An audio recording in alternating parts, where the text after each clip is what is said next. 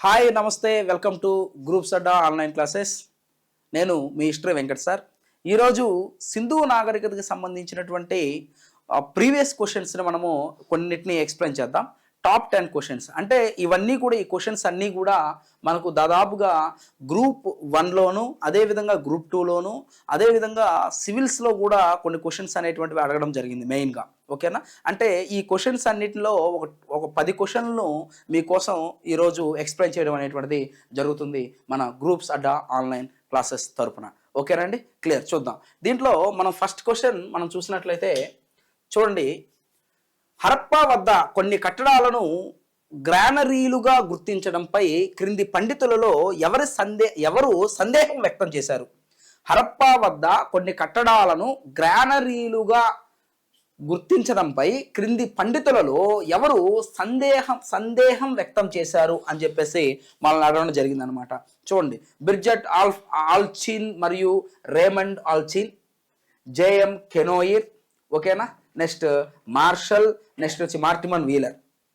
ఇది ఆప్షన్స్ ఇచ్చాడు. దీంట్లో ఆన్సర్ ఏంటి అంటే మనం మెయిన్గా చూస్తే చూడమ్మా, ఎస్, కెనోయిర్ అని చెప్పేసి అంటాం.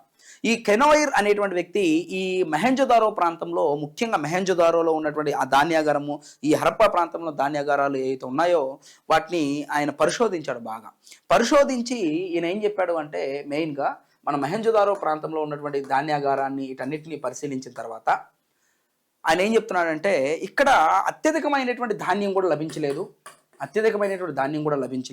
ఈ నిర్మాణాలు అనేటువంటి చూస్తుంటే ఈయన అభిప్రాయం ఏం చెప్తున్నారంటే ఇవి పెద్ద హాల్, అసెంబ్లీ హాల్ లాగా అనిపిస్తున్నాయి. కాబట్టి ఇవి పెద్ద అసెంబ్లీ హాలును లేదా సమావేశపరుచుకునేటువంటి హాల్ లాగా ఉన్నాయి తప్ప ఇవి గ్రానరీలు కాదు అని చెప్పేసి ఆయన అభిప్రాయాన్ని వ్యక్తం చేయడం కూడా జరిగింది. కాబట్టి ఈ యొక్క అంశాన్ని కూడా మీరు గమనించండి. కాబట్టి ఆన్సర్ ఏది అంటే జేఎం కెనోయిర్ అని చెప్పేసి అంటామంటే చాలా చాలా ఇంపార్టెంట్. చూడండి, ఏ రేంజ్లో క్వశ్చన్స్ అనేటువంటి అడుగుతున్నాడు. ఒక్కొక్కసారి ఈజీ క్వశ్చన్లు అడిగినప్పటికీ ఒక్కోసారి ఆ డెప్త్ అయినటువంటి క్వశ్చన్లు అడిగేటువంటి అవకాశం అనేటువంటిది ఇది ఆల్రెడీ గ్రూప్ 1లో అడిగినటువంటి క్వశ్చన్ అండి. నెక్స్ట్ తర్వాత మనం చూసినట్లయితే చూడండి, రెండో క్వశ్చన్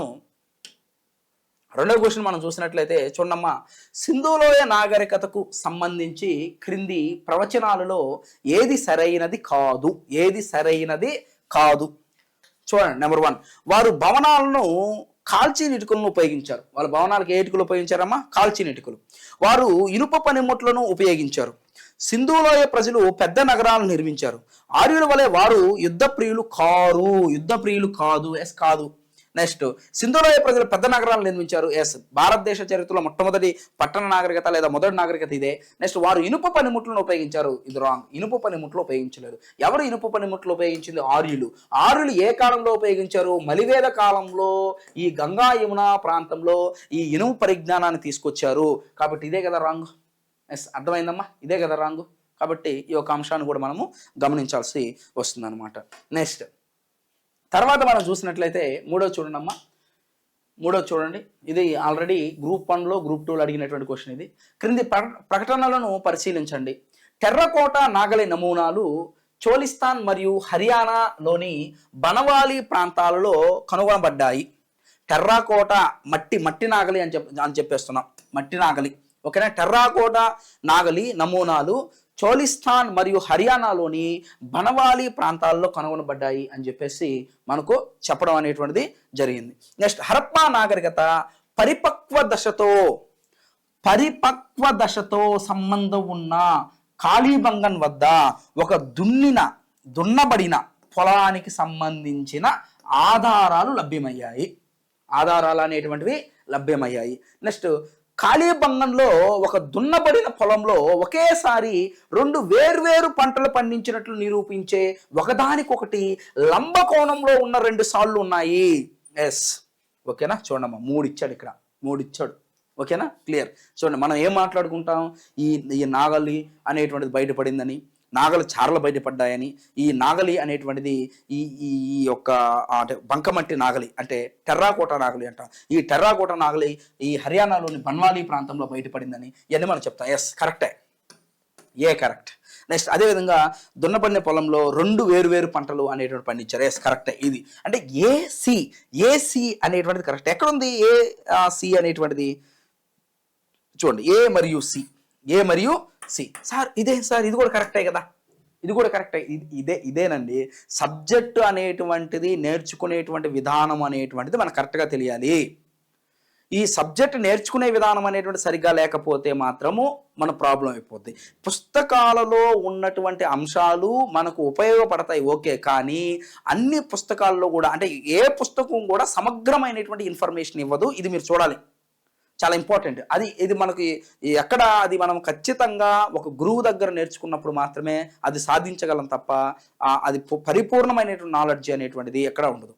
గురువు యొక్క నాలెడ్జ్ ప్లస్ పుస్తకం యొక్క నాలెడ్జ్ రెండూ కలిపితేనే నీకు ఉద్యోగం అనేటువంటిది వస్తుంది. అర్థమవుతున్నారు? కాబట్టి ఒక పుస్తకాన్ని గుడ్డిగా ఫాలో అయినంత మాత్రాన ఆ పుస్తకంలో సమగ్రమైనటువంటి ఇన్ఫర్మేషన్ అనేటువంటిది ఎక్కువగా ఉండే అవకాశం లేదు. కాబట్టి చూడండి, ఇక్కడ హరప్పా నాగరికత పరిపక్వ దశతో సంబంధం ఉన్న, ఇది పరిపక్వ దశకు సంబంధించినది కాదండి. అర్థమవుతుందా?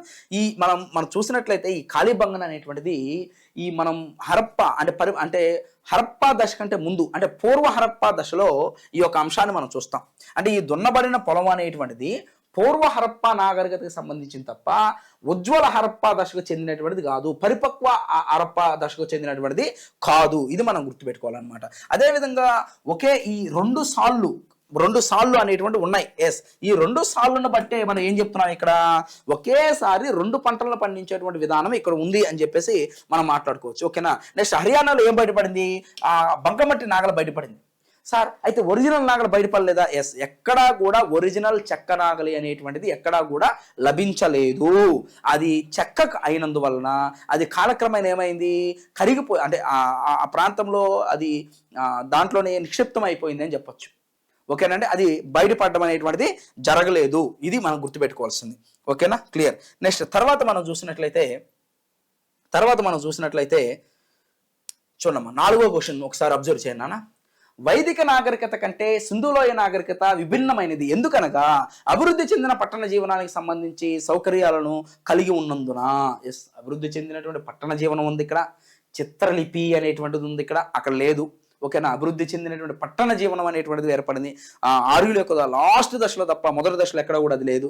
నెక్స్ట్ వారికి ఇనుము గురించి పరిజ్ఞానం అనేటువంటిది లేదు. అవును, సింధు నాగరికత ప్రజలకు ఇనుము గురించి పరిజ్ఞానం లేదు. ఎవరికి పరిజ్ఞానం ఉంది? ఆర్యులకు ఉంది. అదేవిధంగా మనం చూసినట్లయితే ఇప్పుడు చూడమ్మా, ఈ యొక్క ఇనుము గురించి పరిజ్ఞానం లేనందువలన చూడండి, రక్షణ కోసం బాణాలు లేనందున అంత అవసరం లేదు. మనం ఇక్కడ చూడాల్సిన అంశము ఇనుము విషయంలో వీళ్ళిద్దరికి మధ్య డిఫరెన్సే. అదేవిధంగా లిపి విషయంలో కూడా వీళ్ళిద్దరికి మధ్య డిఫరెన్సే. అదేవిధంగా పట్టణ జీవనము, ఇది కూడా వీళ్ళిద్దరికి మధ్య డిఫరెన్సే. కాబట్టి వైదిక నాగరికత కంటే సింధులోయ నాగరికత విభిన్నమైనది ఎందుకనగా. ఎస్, అంటే పైవన్నీ కారణాలే, ఎన్ని కారణాలే, వీటన్నిటి వల్ల విభిన్నమైనదే. రెండిట్లు పోల్చుకుంటే ఈ 2 విభిన్నమైనవే. కాబట్టి ఆన్సర్ ఏదవుతుంది? 4. అర్థమవుతుందండి? ఆర్యులది గ్రామీణ నాగర వ్యవస్థ అండి, వీళ్ళది పట్టణ నాగరికత అండి. అదేవిధంగా వీళ్ళది చిత్రలిపి అండి, వాళ్ళకి ఆల్రెడీ సంస్కృతం అనేటువంటిది ఉందండి, వీళ్ళ లిపికి వాళ్ళ మ్యాచ్ అనేటువంటిది లేదు. నెక్స్ట్ అదేవిధంగా ఇనుము చూడండి, ఈ ఇనుము అనేటువంటిది వీళ్ళకి ఉందండి, వాళ్ళకి ఇనుము అనేటువంటి దాని మీద అవగాహన ఉందండి.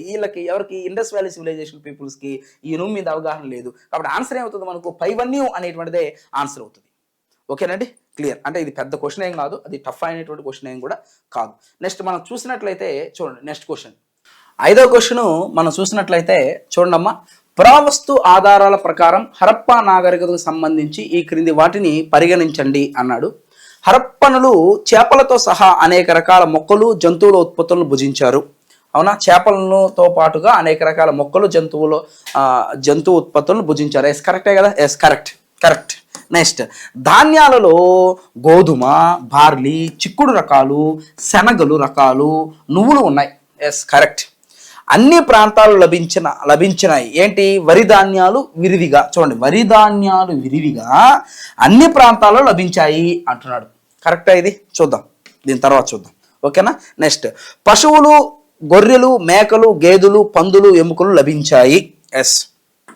నెక్స్ట్ చేపలు, కోడి ఎముకలు కూడా కనిపించినాయి. సరైన జవాబును ఎంచుకోండి అన్నాడు. ఇప్పుడు చూడండి అమ్మా, ఇప్పుడు మనం క్లారిటీగా మనం చూసినట్లయితే ఈ యొక్క క్వశ్చన్లో చూడండి సి అన్ని ప్రాంతాల్లో విరివిగా లభించాయంట ఏంటి వరి ధాన్యాలు అన్ని ప్రాంతాల్లో విరివిగా లభించాయి అంటే వరి అనేటువంటి దాన్ని సింధు నాగరికత ప్రజలు పండించారు కానీ సింధు నాగరికత ప్రజలు వరిని ప్రధానంగా పండించలేదు అంటే ఏంటి ప్రధాన పంటగా లేదండి అది కొన్ని ప్రాంతాల్లో పరిమితమైంది ఎగ్జాంపుల్ వరికి సంబంధించిన ఆధారాలు మనకి ఎక్కడ లభించాయి మెయిన్గా చూడండి ఎక్కడ రంగపూర్లో ఓకేనా అదేవిధంగా లోతాల్ అనే ప్రాంతంలో ఈ ప్రాంతాల్లోనే కదా లభించింది మనకు ఇంకే ప్రాంతాల్లో కూడా ఈ వరికి సంబంధించినటువంటి ఆధారాలను లభించాల అంటే విరివిగా పండించారనేది తప్పు కదా ఎస్ రాంగ్ అంటే సి అనేది తప్పు కాబట్టి సి అనేది ఇక్కడ తప్పుగా ఉంది కాబట్టి ఇక్కడ సరైన జవాబును ఎంచుకొనుము అని చెప్పేసి అన్నాడు కాబట్టి సి అనేది సరికాదు చూడండి ఏబిడిఈ మాత్రమే ఏబిసిసి ఉంది ఇక్కడ బిసిసి ఉంది ఇక్కడ ఏబిసిసి ఉంది ఇక్కడ అంటే ఈ సి ఉండేటువంటి ఆప్షన్ ఏదైతే ఉందో అది సరికాదు ఓకేనా సి లేకుండా ఉంటేనే కరెక్ట్ అప్పుడు ఏమవుతుంది ఇక్కడ అన్నిట్లో ఉంది కాబట్టి ఇది ఆన్సర్ ఏది ఏబిడిఈ అంటే చూడమ్మా ఈ అన్ని కూడా వీళ్ళు పండించినవే వీళ్ళకి తెలిసినవే ఓకేనా ఇది తప్ప ఇది మాత్రం ఈ వరి అనేది వాళ్ళకి తెలుసు కానీ విరివిగా పండించలేదు అంటే ఇప్పుడు మనం చెప్పినటువంటి ఆప్షన్లు అన్ని కరెక్టే ఒక్క సి తప్ప కాబట్టి ఆన్సర్ ఏదవుతుంది సరైన జవాబు అంటే ఏబిడి అండ్ ఈ ఓకేనండి ఇది 5వ క్వశ్చన్గా మనము చూస్తాం నెక్స్ట్ తర్వాత మనము 6th క్వశ్చన్ చూడండి ఇది ఎస్ఐ ఎగ్జామ్లో అడిగినటువంటి క్వశ్చన్ ఇది చూడమ్మా మహెంజోదారో ఏ నదీ తీరంలో ఉంది సింధు నది అని చెప్పేసి మనకు అందరికి తెలుసు అర్థమైతే చూడండి సింధు రావి చూడండి ఇప్పుడు సింధు నది అని మన అందరికి తెలుసు అయితే సింధు నది ఎడమ ఒడ్డున లేదా సింధు నది కుడి ఒడ్డున ఎస్ సింధు నది కుడి ఒడ్డున ఉన్నటువంటి నగరంగా మనం చెప్తాం దేన్ని మహెంజోదారో కాబట్టి ఆప్షన్ 3 ఇది కరెక్ట్ 3వ ఆప్షన్ అనేటువంటిది కరెక్ట్ అని చెప్పేసి మనము చెప్పచ్చు నెక్స్ట్ తర్వాత చూడండమ్మా నెక్స్ట్ క్వశ్చన్ 7 సింధు ముద్రికలకు సంబంధించి ఈ క్రింది వాటిలో అవాస్తవం ఏది ముద్రికలు స్టేటైట్ అనే విలువైన రాయితో చేయబడ్డాయి అవును స్టేటైట్ అనేటువంటి రాయితో చేయబడ్డాయి వృత్తాకారపు ముద్రికలు కేవలము జుఖార్లోనే లభించాయి ఎస్ కరెక్టే ఇంకెక్కడా లభించలేదు అవును చతురస్రాకారపు ముద్రికలు ఎక్కువ సంఖ్యలో లభించాయి ముద్రికల పైన సంపూర్ణ సమాచారమునిచ్చే లిపి ముద్రించబడింది అని చెప్పేసి అన్నాడు సంపూర్ణ సమాచారమునిచ్చే లిపి ముద్రించబడి చూడమ్మ చతురస్రాకార ముద్రికలు ఎక్కువండి ఈ కాలంలో చాలా ఇంపార్టెంట్ సింధు నాగరికత ప్రజలు దాదాపుగా 99% ఈ ముద్రికలన్నీ కూడా చతురస్ర ఆకారంలోనే రూపొందించారు ముద్రికలు ఓకేనా ఇది కరెక్టే అవునా స్ట్రీటైట్ అనేది రాయితో ముద్రించారు ఎస్ కరెక్టే వృత్తాకార ముద్రికలు ఎక్కడ లభించాయి అంటే జుకార్లు లభించాయి ఎస్ ఇది కూడా కరెక్టే ముద్రికల పైన సంపూర్ణ సమాచారం ఇచ్చే లిపి ఉంది అంటే ముద్రికల పైన లిపి ఉంది కరెక్టే ముద్రికల పైన లిపి ఉందండి ముద్రికల పైన లిపి అనేటువంటిది ముద్రించబడింది కరెక్టే కానీ దీనివల్ల మనకు సంపూర్ణ సమాచారం అనేది ఉందా ఎస్ సంపూర్ణ సమాచారం అనేటువంటిది లేదు కాబట్టి ఆన్సర్ ఏది 4th వన్ చూడండి కాన్సెప్ట్ బేస్డ్ క్వశ్చన్లు అనేటువంటివి ఇస్తున్నాడు మనకు మనము యాస్టీజ్గా ఒక పుస్తకాన్ని యాస్టీజ్గా చదివితే కుదరదు కాబట్టి కాన్సెప్ట్ బేస్డ్లో చదవాలి ఒక పుస్తకంలో అంతా మ్యాటర్ దాగి ఉండదు కాబట్టి అనేక పుస్తకాలను చదివినటువంటి ఎవరైతే మనకు అధ్యాపకులు ఉన్నారో ఎవరైతే దాని ఎక్స్పర్ట్స్ ఉంటారో ఆ ఎక్స్పర్ట్స్ అనేటువంటి వాళ్ళని మనం వాళ్ళ యొక్క గైడెన్స్ అనేది కూడా మనకు చాలా ముఖ్యం మనం గుర్తుపెట్టుకోవాల్సినటువంటి అంశం అన్నమాట ఇది నెక్స్ట్ మనం తర్వాత చూసినట్లయితే చూడమ్మా నెక్స్ట్ సింధు నాగరికతకు సంబంధించి ఈ క్రింది వాటిని జతపరచండి అన్నాడు సింధు నాగరికతకు సంబంధించి ఈ క్రింది వాటిని జతపరచండి అని చెప్పేసి ఇచ్చాడు ఓకేనా చూడండి ద్విఖననము కుక్కతో పాటు ఖననం చేయడం కొండలో శవాన్ని పెట్టి ఖననం చేయడం శవపేటికతో ఖననం చేయడం ఓకేనా ఈ 4 ఇచ్చాడు ఇటువైపు ఏమి ఇచ్చాడు ఇక్కడ చూడండి ఇటువైపు రూపార్ లోతాల్ హరప్ప 4th వన్ ఇక్కడ పడిందండి మిస్టేక్ పడింది ఇక్కడ సుర్కటుడో ఇది 4వ ఆప్షన్ సుర్కటుడో 4 ఇచ్చాడు ఇక్కడ ఇప్పుడు చూడాలి మనం ఇప్పుడు దీని కాన్సెప్ట్ మనం చూసినట్లయితే ఏంటి అంటే సింధు నాగరికత ప్రజలు చూడండి 2 రకాలైనటువంటి విధానాలు పాటిస్తారనమాట ఏది అంతిమ సంస్కారాలకు సంబంధించి 2 రకాల విధానాలు ఒకటి దహనం 2 ఖననం అండి రెండు ఖననం అండి. కాబట్టి దహన విధానం, ఖనన విధానం, సింధు నాగరికత ప్రజలు అందరూ కూడా ఒకే రకమైన దహన విధానాన్ని పాటించారు తప్ప ఖనన విధానంలో రకరకాల విధానాలు పాటించారు. అంటే ఇండస్ వ్యాలీ సివిలైజేషన్ పీపుల్స్ ఒకే రకమైన ఏకరూపత కలిగినటువంటి ఖనన విధానాన్ని పాటించలేదు ఇక్కడ. Yes, correct. కాబట్టి ఎలాంటి విధానాలు పాటించారు? ఇలాంటి విధానాలు పాటించారు, ఇలాంటి ఖనన విధానాలు పాటించారు. దీంట్లో ద్విఖననము అంటాం, స్త్రీ మరియు పురుషుని ఒకే సమాధిలో పెట్టడం. ఎక్కడ చూస్తాం మనం? లోతాల్లో చూస్తాం. ఎక్కడ చూస్తామమ్మా? లోతాల్లో చెప్తాం. అంటే మొదటి దానికి ఎంత? 2. ఫస్ట్ దానికి ఏందమ్మా? 2. ఓకేనా? నెక్స్ట్ తర్వాత మనం చూసినట్లయితే కుక్కతో పాటు ఖననం చేయడము. ఎక్కడ? రూపార్ అనే ప్రాంతం. కాబట్టి చూడండి, ఏకి వచ్చి 2, నెక్స్ట్ బికి వచ్చి 1, నెక్స్ట్ కుండలో శవాన్ని పెట్టి ఖననం చేయడం. కుండలో శవాన్ని పెట్టి ఖననం చేయడం ఎక్కడ మనకు? అంటే సొర్కటోడో అని చెప్పేసి అంటాం. సొర్కటోడో అంటే సి వచ్చేసరికి మనకేమవుతుంది ఇక్కడ అంటే 4 అవుతుంది. నెక్స్ట్ శవపేటికలో ఖననం చేయడం. ఎక్కడ? డి అనేటువంటిది హరప్ప. 3 శవపేటిక, హెచ్చాకారపు శవపేటిక అంటామండి. ఈ హెచ్చాకారంలో ఉన్నటువంటి శవపేటిక ఎక్కడ లభించిందంటే హరప్ప అనే ప్రాంతంలో లభించింది. కుండలో శవాన్ని పెట్టి ఖననం చేయడం. కుండలో శవాన్ని పెట్టి ఖననం చేయడం సొర్కటుడు అనే ప్రాంతంలో లభించింది. శవపేటికతో కుక్కతో పాటు ఖననం చేయడం అనేటువంటిది రూపార్ ప్రాంతంలో. ద్విఖననము ఎక్కడ అంటే లోతాల ప్రాంతంలో అని చెప్పేసి అంట. దీన్నే కొంతమంది ఏమంటారంటే సతీ సిస్టము ఈ లోతాల్లో బయటపడినట్టు సమాధి, ఈ సతీ సిస్టమ్ దీని నుంచే ఆవిర్భవించి ఉండవచ్చు అని కూడా అంటున్నారు. అంటే సతీ సిస్టమ్ కొత్తదేం కాదు, పాత నుంచే ఉంది అనేటువంటి కోణంలో కూడా ఆలోచిస్తున్నారు ఇక్కడ లభించినటువంటి విధానం వల్ల. అంతే కదండి, స్త్రీ పురుష శవాన్ని ఒకే సమాధిలో ఉంది అంటే సతీ సహగమనం అంటే ఏంటి? భర్త చనిపోయినటువంటి దాంట్లో ఈమెను కాల్చడం.